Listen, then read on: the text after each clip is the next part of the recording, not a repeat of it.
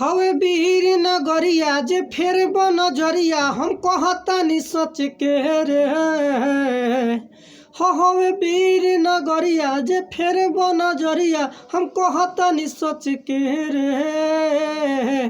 ये चाइनी रह बच के रे बिहारी सब खटके रे कि बिजली जैसे कड़के रे। ये चाइनी रह बच के रे बिहारी सब खटके रे। हवे वीर नगरिया जे फेर नजरिया ना जाई चाही बच के रे। हम कहतनी सोच के रे ये चाइनी रह बच के रे बिहारी सब खटके रे कि बिजली जैसे कड़के रे।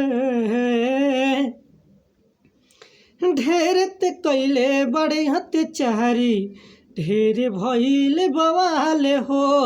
अब जदि बोलब सुन सही खिचलेम जिसम से खाले हो।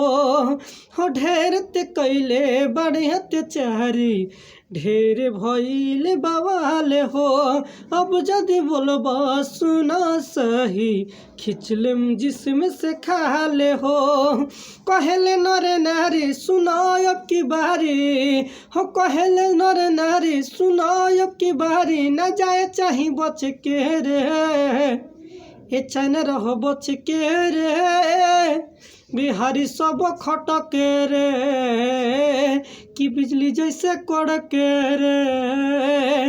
ये चाइना रह बच के रे बिहारी सब खटके रे। हवे वीर नगरिया जे फेर नजरिया हम कहतानी सच के रे। ये चाइनी रह बच के रे बिहारी सब खटके रे कि बिजली जैसे कड़के रे। बाटे 26 जनवरी खातिर स्कूल में या कोनो फंक्शन होके ये गीत गाई और बहुत ही ज़बरदस्त मैटर में हो सके तो हमारे चैनल को सब्सक्राइब करो। गाने के सलाह कमेंट करके ज़रूर बताएं। और देशभक्ति के ऊपर गीत बा बहुत ही ज़बरदस्त में डीजे ट्रक बा और देश प्रेमी के गीत के ऊपर भाई अगर जब भी नया पुराना सिंगर गावे के चाहता तो गा सकता डीजे कटवाई और गाई। कमरिया लचके रे रहस तनी बचके रे।